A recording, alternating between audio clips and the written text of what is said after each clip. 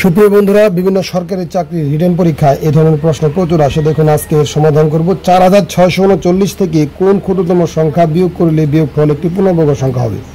এটি করার জন্য আমাদের প্রথমে যা করতে হবে, এই 4639 সংখ্যাটির বর্গমূল নির্ণয় করতে হবে।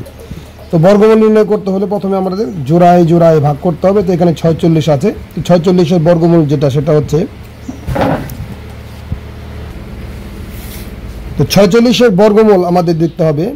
তো 1 1 1, 2 2 4, 3 3 9, 4 4 16, 5 5 25, 6 6 36, 7 7 49, বেশি হয়ে গেল। তারপরে সেক্ষেত্রে আমাদের কত নিতে হবে? 6 6 36। এখানে বিয়োগ করলে যেটা হবে 10, আর পরবর্তী জোড়া হচ্ছে 39 আমরা নিয়ে নিলাম। তারপর 6, এই 6কে সাথে কি করতে হবে? 2 দ্বারা গুণ করতে হবে। 6 2 হবে কত? 12। 12 এর সাথে আমাদের এখানে ডান পাশে এমন কোন সংখ্যা বসালে ওইটাকে ওই সংখ্যা দ্বারা গুণ করলে পরে এই 1039 এর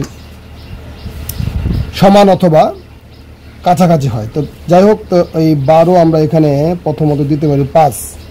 তো 5 দ্বারা যদি গুণ করি তাহলে 5 5 25, 5 থাকলে 2, 5 10 2, 12 থাকলে 1, 5 1 5 আর 1 6, তো অনেক কম। তো আরও আমরা কি, হ্যাঁ বন্ধুরা, আমরা যদি 128কে 8 দ্বারা গুণ করি, মানে 8 বার যদি নেওয়া হয়, তাহলে সেক্ষেত্রে হয় কত? 1024।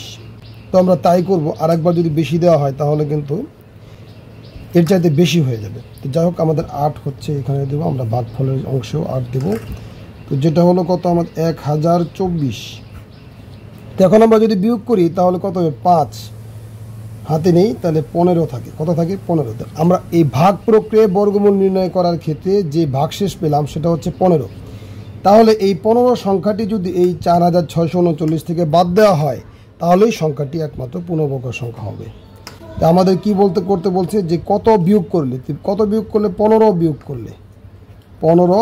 বিয়োগ করতে হবে। তো এখন যদি বলা হতো যে সংখ্যাটি কত হবে, মানে পূর্ণবর্গ সংখ্যাটি কত হবে, তখন সেক্ষেত্রে কিন্তু এই 4639 থেকে আমরা 15 বাদ দিতাম। বাদ দিলে পরে যেটা হতো সেটা হচ্ছে আমাদের উত্তর হতো। যখন আমাদের বলতো যে সংখ্যাটি কত হবে, তো এখানে তো সংখ্যাটি বিয়োগফল, মানে কত বিয়োগ করলে বিয়োগফল একটি পূর্ণবর্গ সংখ্যা হবে, কত বাদ দিতে হবে সেটা বের করতে বলছে। তার মানে আনসার হবে এখানে 15।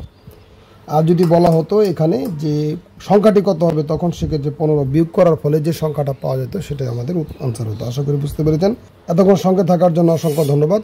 ভিডিওটি ভালো লাগলে লাইক, কমেন্ট ও শেয়ার করতে বলবেন না। ধন্যবাদ।